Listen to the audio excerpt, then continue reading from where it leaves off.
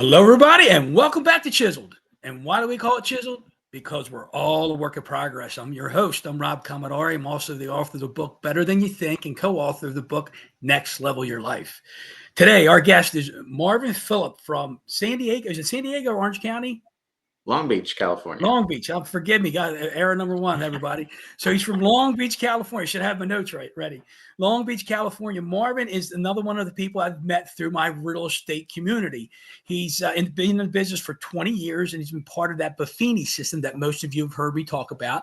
So he's been there 18 years. He's a father of three and been married for 22 years, going to be 23 years to his wife, Emily. He's going to turn 50 this year. So I told him it's only halftime. He's got another half to go as far as I'm concerned. And we're going to talk about a great story. It's really a perfect example of selflessness. And I can't wait for Marvin to share this story. But Marvin, welcome to the show today. Thanks, Rob. Thanks for having me. Appreciate it. My first podcast. I was just going to tell everybody that. So, let's give Marvin kudos. If you hear the podcast, give him a thumbs up or give him, tell him you like it, just give him some kudos in his first podcast. So we're going to hold his hand. He's going to be fine because Lord knows he had to help somebody else through their trial. So anyway, we talk about, Marvin, welcome to the show here. Thanks, Rob. Thanks for having me.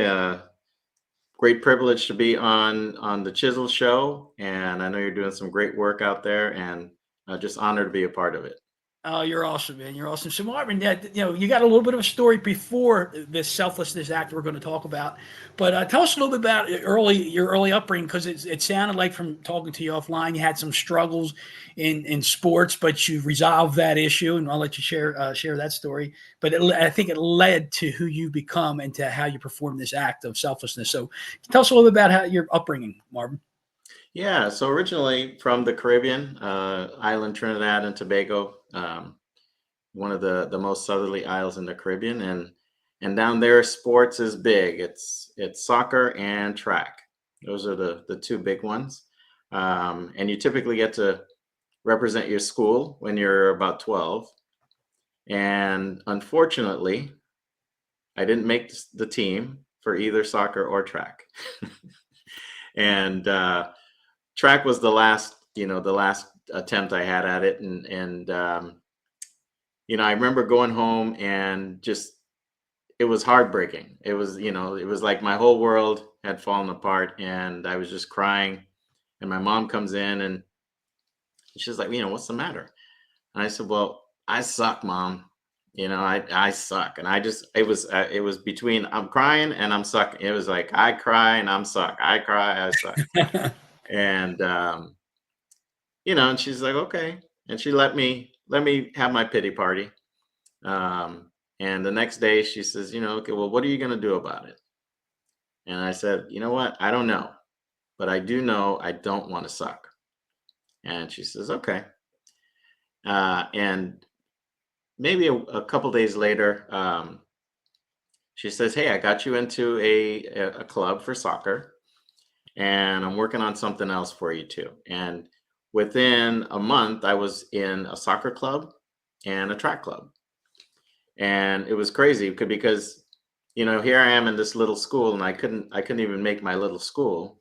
And then within 1 year, through coaching and hard work, I was able to become a junior champ on the track side.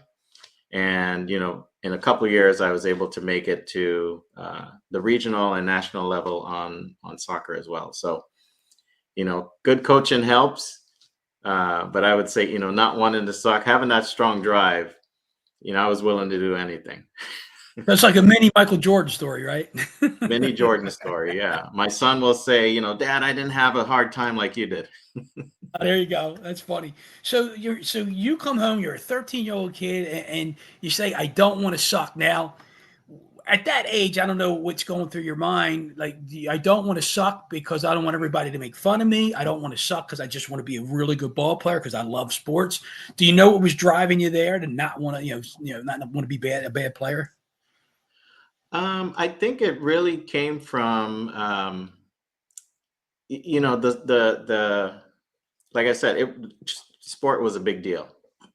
And so, in my in my heart, I felt like I could have been better, but I just didn't know how. And it was frustrating, and it was one of those things where I'd never had a coach. I'd never had any outside assistance. It was all, me trying to do whatever I was trying to do. And, but I did feel like there was something inside that I could do more, could do better. Mhm. And I think that was why it was so painful. So now you've gotten good at running, you've gotten good at soccer, and that was as a youngster. Yeah. Now you get into real estate. You've been in real estate 20 years, right? And how long have you had a coach? 18 years.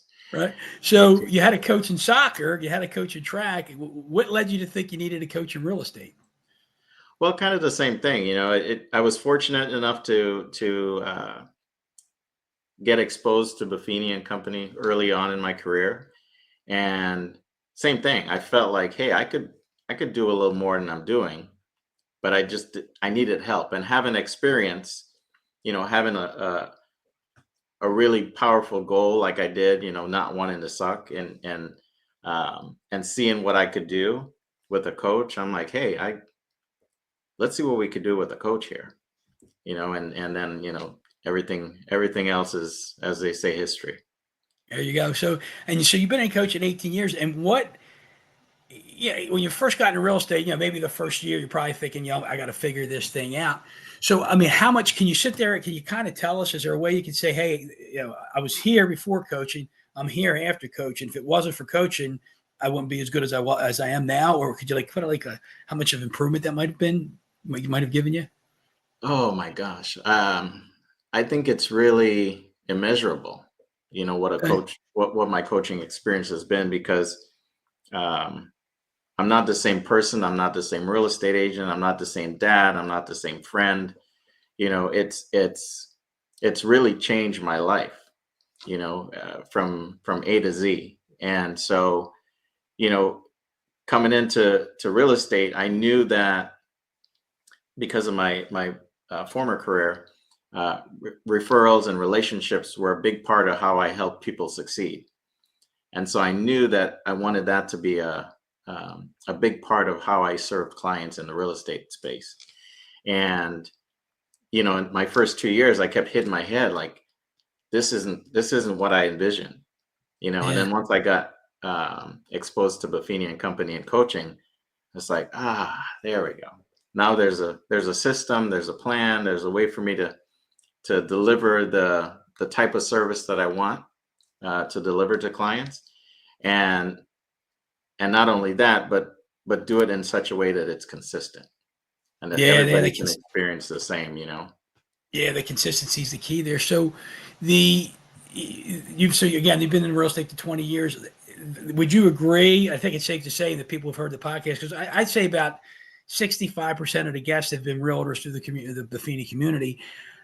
In what other areas has the Buffini coaching helped you aside from real estate? Oh my gosh. Well, it's helped me, on the financial side. It's helped me on the family side, personal side. I've set some goals that I didn't think were achievable, but I set them anyway. Right, right. And Because then you were told to. yeah, and lo and behold, you end up looking back and go, "Oh my gosh, I can't believe I did that." But even the way I interact with my kids, um, it's a whole life. Um, I call it a whole life experience. The Buffini experience. It's not just going to help your business. It's going to help your whole life. Yeah, so I'm glad you brought that up, Marvin, because it's think about it. Like I said, many guests have been, real estate people or real estate agents, whatnot, and we go through this coaching community, and just for the audience, it's not just real estate. There's these five circles Brian talks about, and it's the spiritual, family, business, or education, financial, and when in the personal circle, you can talk about emotional, physical, spiritual, whatever. But anyway, there's these five areas of life that talks about. And I think as he helps us, or as we get coached in one circle, it helps in other circles. And the coaching is always not targeted just at real estate. It could be targeted at one of the other circles, and then it just by osmosis helps the other circles. I think you'd agree with Right. that. Yeah. Oh, definitely, definitely. So when did you get exposed to personal growth and development? When did I? Yeah, when did you get? Because I mean, obviously you're 13 years old and you're saying, "Hey, I don't want to suck." Well, there's something there in your mind that's saying, "Hey, I need to grow. I need to learn. I need to be better." But were you exposed to a book, a video, or something in that personal growth and development world at a certain age?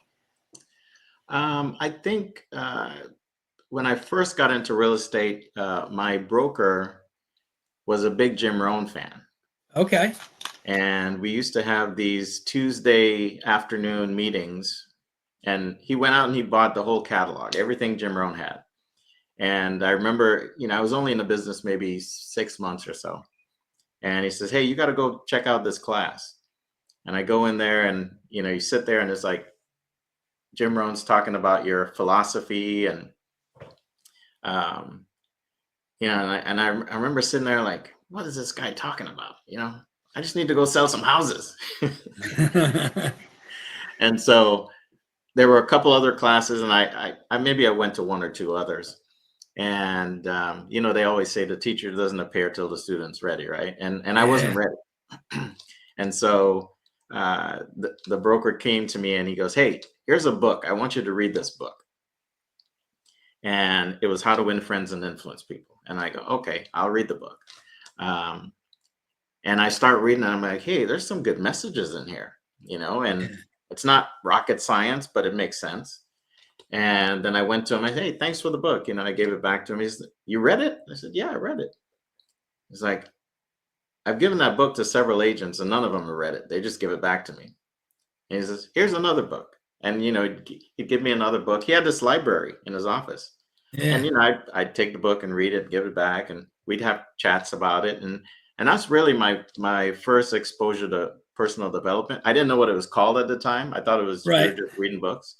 Um, But then you get to Buffini and Company and coaching, and Brian like really lays it out, and it's like, oh my gosh, I got to go back and find this Jim Rohn guy, The and years later, I actually went out and bought the whole catalog myself, Jim and Rohn catalog. the Jim Rohn catalog, and I still Yeah. have it, and I listen to the CDs still, I read the books, It's awesome and stuff, isn't it? it's great, that's great. Yeah. Jim and Zig, Oh my gosh, yeah, yeah. So the reason I wanted to bring that up because, and I didn't mention this in the intro about Marvin, but he's a Ironman runner, an Ironman performer. He's an Ironman, to say it that way, right?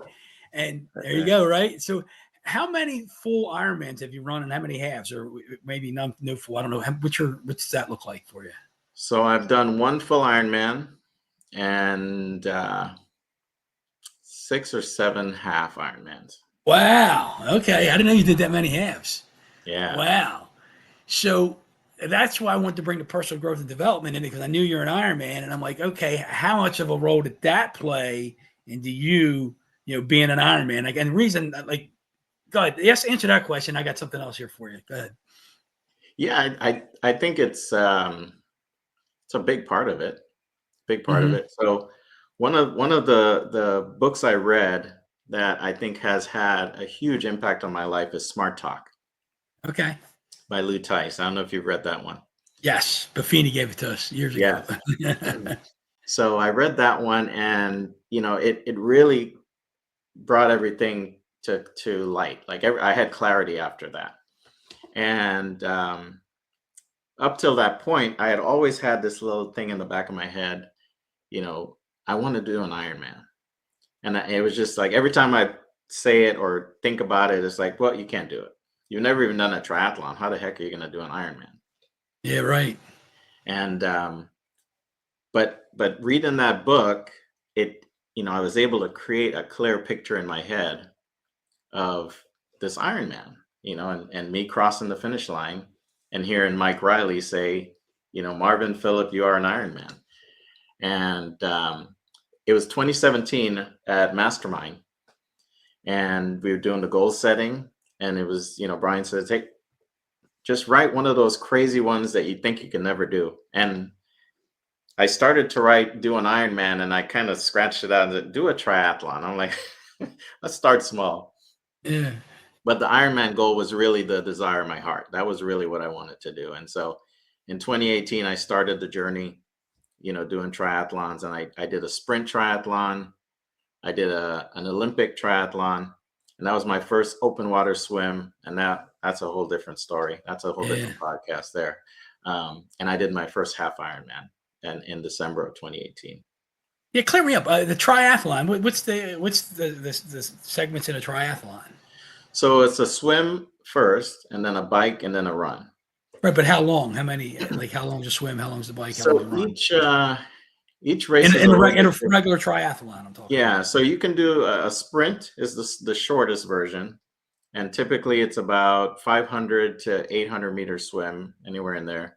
Usually 12 to 15 miles on the bike, and then a 5K. That's a sprint. That's a sprint. And then you have the Olympic distance, which is usually about 1,500 meter swim, 24-mile bike, and then a 10K. And then you have the half Ironman, which is a 1.2 mile swim, 56-mile bike, and a half marathon. And then you have the Ironman, which is 2.4 mile swim, 112-mile bike, and a marathon. Yeah, so that's amazing. Now, look, I've never performed in one, but I watched my son perform in it. I seen him do one Ironman. He's done two halves, Oh, and wow. yeah, and I think he's done two halves. But anyway, he's the emotion I had watching not just my son, but everybody. Yeah. And I just it's such a community of people that are just everybody just supports each other and loves each other up and like encouraging each other, and to see that happen in that big of a spectrum, if you will, like the one I went to was like 2,500 people participating, and it's really you against you. Would you agree with Yeah, that statement? I would. And it's interesting because I tell people it's like living a whole life in one day. Yeah, There's highs, there's lows, there's, you know, every emotion that you can feel, you feel it. There's despair, there's hope, there's uh, my coach, and I have a coach for triathlon as well. right. And, they would say there's always something unexpected that will happen every race. And I've never had a perfect race. Is that right? Well, Yeah. Every time something will happen. yeah, we know that. We're going to talk about that in a minute. Yeah. And then you just have to figure out, which is a good tip for life. When you're going through a tough patch in a race, the only thing that you need to answer is, what do I need? What do I need now? Right now. Right now. Like, what's going to help me get over what I'm going through right now? Yeah. And then you work through that, and then the next problem comes up, and you work through that, and you work to the next one, and eventually you have enough time to work through all of them before the time runs out, because you only have so much time to finish the races also. Yeah, so I remember, like, my son, we were working out and practicing and all that stuff, and I remember he had a flat tire during one of his practice rides, and he had to he learned he had to have the extra tubes, and Yeah. then they have these little air things, these little The things you put on there. cartridges, yeah. Yeah, the cartridge blows it right off. I didn't know anything about that, so I Oh, learned yeah. that just watching. But yeah, so I mean, ladies and gentlemen, think about that. So it's 2.4 mile swim, what's it, 112 112 and a half miles on the bike, right? 112 on the bike, yep. And then 26 miles, 26.2 on the run, all in one day, all within a certain amount of time. So, like I said, I've watched my son do it. I know what you went through, right? Because I saw him go through it. So you've done these 6 or 7 half marathons, and you and two other Barbafini people, and they were guests on the show before, got Okay. together and committed to a goal to run a half marathon, right? I mean, half Half Ironman, Ironman, correct? yes. And how long in advance prior to the event did you guys say, hey, we're going to do it?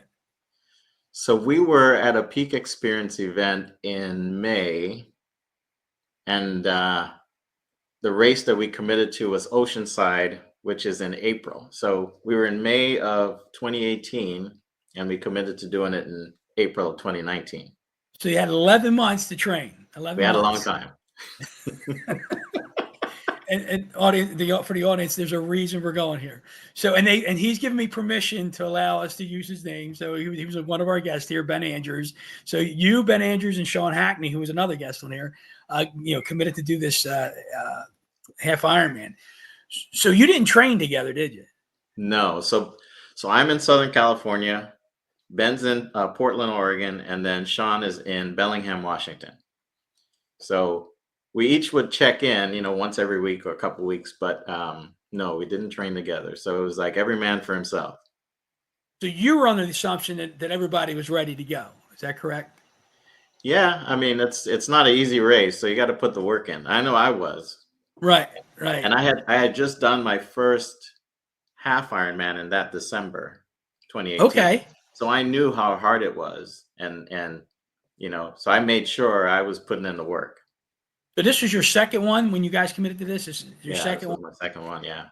And your intent in this Ironman race is to get a PR, personal record. Is that right? Yes.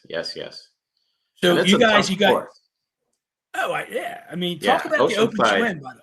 Oceanside is a tough course because you have the ocean swim. So you take off from the sand, head out about maybe 500 or 600 meters, and then so you're way out there, and then you swim probably a half a mile before you get to the entrance to the harbor. Jeez. And then you start swimming into the harbor. Then you got about another half a mile, and then you got another maybe 500 or 600 meters to get to the swim exit once you're in the harbor. Yeah, so that's crazy. No. If you never were you a swimmer growing up? Not. I mean, I swam competitively, but I was never really good. But you swam. You swam, knew what to do, right? So anyway, so you three you meet, right? Did you guys start with you started with each other, right? So no, Sean started by himself because he had done way more of these than we had done. Right. So he was a much better swimmer, and so you self-seed based on your swim time. Okay. So he was out with the fast guys, and Ben and I were together. So we're like, hey, we're gonna start together, and we'll get out there and have a great day. So you get in the water, you start your swimming. I know that first start, and people are kicking everywhere. And I hear stories. A lot of people get kicked in the head and all over the place. And so you and Ben start swimming, and then if you want to pick it up from there, yeah, now I'll jump in from time to time and just tell us what happened, because this is really a selfless act. So and I'll just start off by saying, keep in mind, Marvin wanted to hit a PR, personal record. Yeah, so I've been like I said, I've been training for a few months. Well, after so from December to April, really, really hard because I wanted to beat my time, knowing that this was still going to be a harder course than the first course I had done. And with the swim start, you have like these corrals, and they used to do these mass swim starts, but they don't do them anymore. So you have these corrals, and they let you out 5 at a time. Every 5 seconds, 5 people go out. And so Ben and I are next to each other, and the little beep goes off, and we hit the water. And there's big waves. I mean, you're going into the ocean, and it's a nice surf town, so it's healthy sized waves. And I remember we get past the break, and I'm like, okay, I'm looking around. I don't see Ben. I'm like, where is this guy? Where's Ben? Where's Ben? And I see he had a blue swim cap on. I see him pop up, and I swim over to him, and he's just like in shock, and his eyes are as big as saucers, Rob. And he's like, I can't see the bottom. I can't see the bottom. I'm gonna go back, and he starts to swim back, and I grab him, and I'm like, hey, calm down. We're not going back. You're not gonna see the bottom. It's not a pool, and it kind of gave me flashbacks from my first ocean swim. And I knew how scary it was. And I thought, okay, I can't leave this guy. He's not going to make it. So, I said, okay, Ben, there's a buoy. Do you see it? And it may have been like 200 meters away, and he's, yeah, I see it. I go, okay, we're going to swim to that buoy. Can you do that? And I can do that. Okay, let's go. And And mind you, Rob, the swim is about, well, it's 1.2 miles, so 1980 meters. When I looked at my watch afterwards, I probably swam almost 3,000 meters because, we'd get to the buoy and I said, okay, Ben, let's go to the next buoy. And we'd start swimming and I'd put him on one side of me so I kind of keep track. And then I'd lose him. Inevitably, I'd lose him. And I look around and he's way over there. And I got to swim way over there to get him. And I didn't tell you this when we did the pre-interview, but about halfway through, right before we get to the harbor entrance, because when you get to these buoys, when there's a turn, everybody's converging, and so people are hitting people, um, and I get to the buoy and I'm waiting and waiting. It's like I look around and I see Ben, but he's talking to somebody. I'm like, why is he talking to somebody? So I swim back over there. He and this guy are arguing. They're getting ready to go to blows In the water. in the water because Ben had apparently hit the guy, or the guy hit Ben. I can't remember who hit who, but and I get in between them and I go, hey, just go finish the race, guy, And I tell Yeah. Ben, like, what are you doing? You're gonna beat somebody up in the ocean? Come on. So, but let me ask you this, Marvin, real quick. So, I mean, this is early on. This is almost right away. Yeah. And like, at what point did you say to yourself, well, so much for the personal record. I just got to help this guy because if I don't, he's going to drown. Well, at that point, I wasn't thinking about that at that point. I was just thinking, okay, we're gonna get through the swim. It's still a long day, right? Right. And in my head, I'm thinking, we'll get through the swim, and then he'll be fine. The open water can take down the best of us, right? Okay. So we get to about maybe like 200 meters from the finish, and I'm like, are you okay? You can finish? He's like, yeah. I said, okay. So I kind of swam ahead a little bit because I had to use the restroom. Go up, use the restroom, change, get ready for the bike. And now we're both getting ready to leave, for the bike.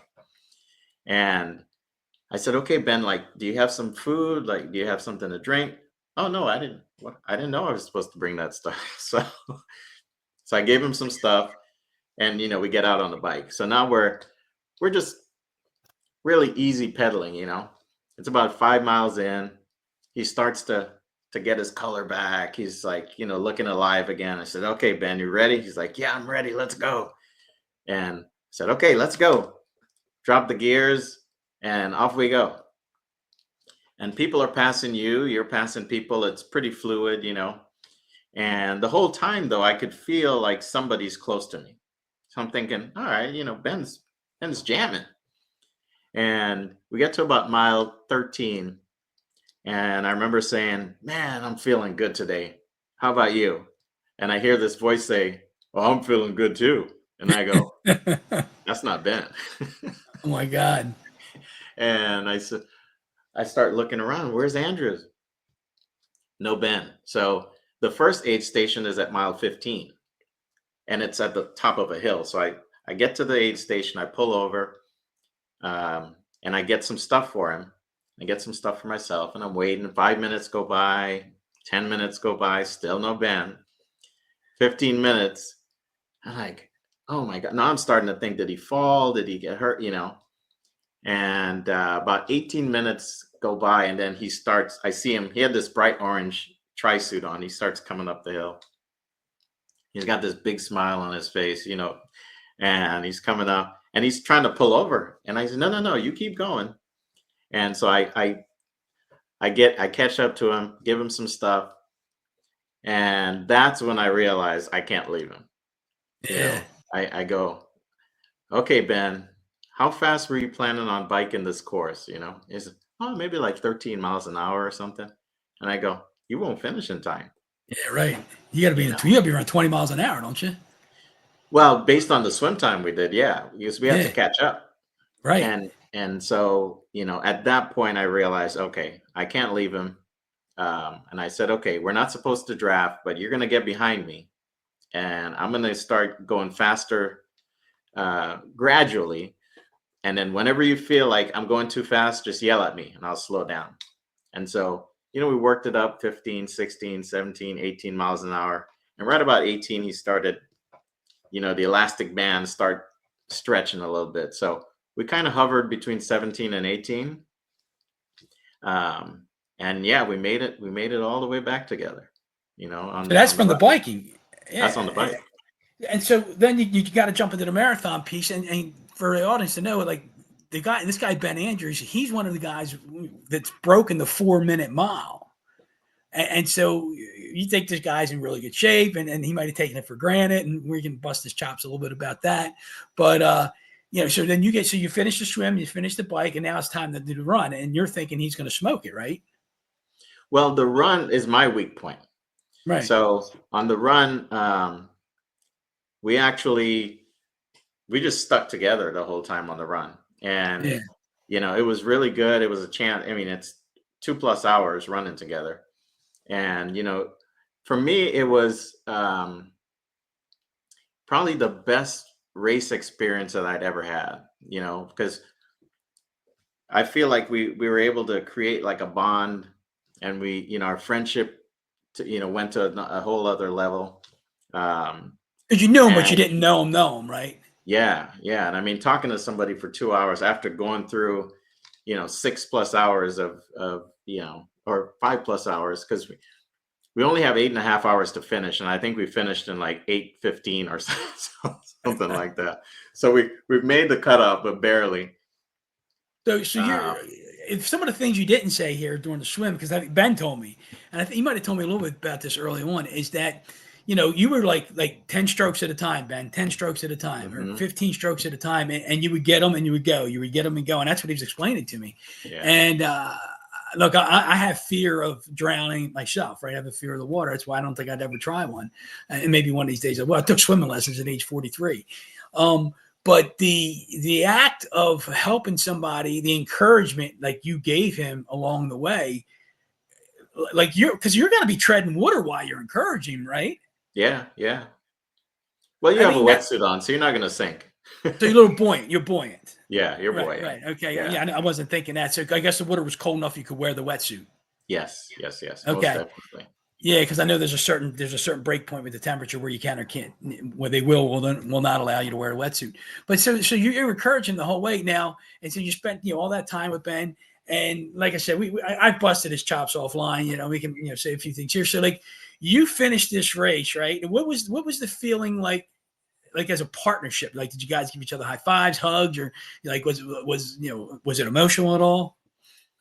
Yeah, I think I mean we finished together. We jumped, hit the finish clock, and Hackney had already finished. Hackney finished the race, went showered, and came back. This Had guy lunch, Sean's done showered, 11, everything. 11 Ironman or something like that. Oh yeah. Yeah. So, but it was nice. My family was there, and everybody was just so proud of, because it was his first one. Yeah. And for us to finish in the time, so he was a legit half Ironman. We got the Yeah. medal, and I remember, we just kind of stood there and looked at each other. We gave each other a hug, and Hackney came and he gave us a hug, and Hackney's wife, my kids, like everybody was there. And later that night, we went, because he was by himself, Ben. And I go, Okay. hey, you're gonna go out to dinner with us. We're gonna but my kids wanted to go back to the beach. So we all just walked down to the beach and just watched the sunset, and it was the perfect ending to a perfect day. I mean, it couldn't have finished any better. Yeah. I got to And ask this question. Did you make Ben buy dinner? nah, we bought dinner. He was our guest. We bought dinner. so, so you just made a comment. You said it's a perfect ending to a perfect day, right? And, Yeah. and what made it a perfect day? I think it's one of those priceless things, where to help somebody achieve something. Because in my heart of hearts, I knew that if I didn't help him, he wouldn't have finished, and Right. he probably would have given up. And it kind of took me back to when I was a kid, where they believed in me. My coaches believed in me, and they saw something, and it's like, okay, I'm like, he could do this. He just needs a little help, Yeah. and on the bike for 56 miles, and then 13 miles on the run. we're chatting and talking and getting to know each other. And, I learned about him and his story, and he learned about me and my story, and, about our families and our childhood and some of our dreams. And I mean, I couldn't have thought of a better way to spend, 8 hours with somebody. That's awesome, and that's a testimony to you, because the competitor in you wants to go out and get your PR, but you took your time to help somebody that really needed help, and I'm going to say this, shame on him for not being prepared. He was prepared, but there's a different kind of prepared when it comes to Ironman and half Yeah, Ironman. right, It's right. a So different kind. we love you, Ben. I know if you're listening to this, we love you. But so what was the? You said it was a perfect ending to perfect day. You felt really good about it. Was this feeling of fulfillment or the feeling of joy for you? Yeah, I think it was joy, gratitude, just love.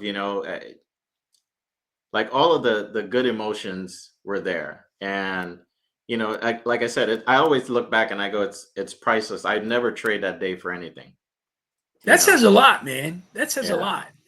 Um, and how can you like transfer that to life? Do you understand what I'm asking? Yeah, well, I think it's a great parallel because oftentimes the best things in life, um like they say, like you can't outgive a giver, right? Hmm. And so if you're coming with that spirit, like, hey, I want to help, most times the person who's given the help, they get more back in return, right? And yeah, sometimes it's good to be competitive and all that stuff, but it never compares to, reaching out and bringing somebody along for the ride, Yeah. you know. I heard Wayne Dyer say, the giver in an act of kindness often receives the same, if not more, than the recipient themselves. Yeah. And that's you just said that, right? Yeah. And you were able to put your head on the pillow that night and feel really good about it. Oh, definitely. Definitely.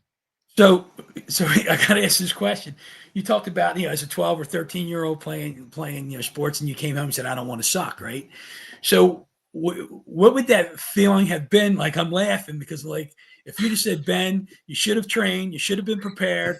I'm not going to hold your hand. Shame on you. I'm gone, right? And if you'd have finished the race and you'd have got your PR, would that have been a sucky feeling?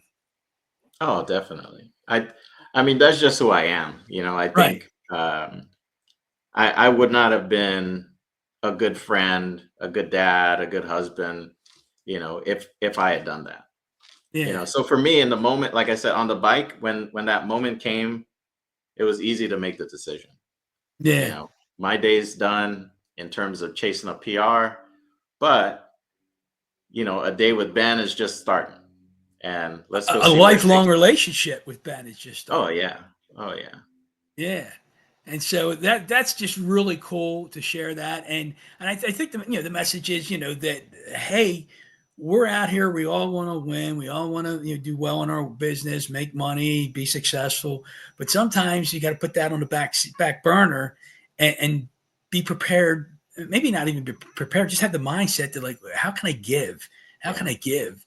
And that giver in the act of kindness is going to receive more. And so whether it's work related, like, how can I give to my work? So in our world in real estate, how do we, like, there's times maybe when you're sitting with a client and the conversation just goes off tangent and you're in a conversation a lot longer than you expect it to be, or there's a lot, there might have been more of a struggle with a negotiation or something like that.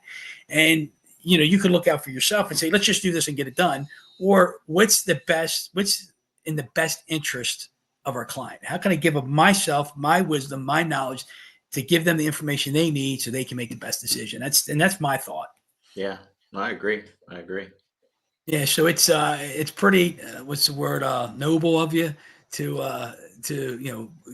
put yourself out there like that and just help somebody. And I know that you're the type of guy that, whether it's in sports or in life or whatever, you're going to be thinking the other person's needs, or you're going to put the other person's needs well in front of your own, because you have that giving heart and giving spirit. Yeah, I appreciate that. I appreciate that. Yeah, so I'm gonna see you pretty soon here at one of these Buffini events.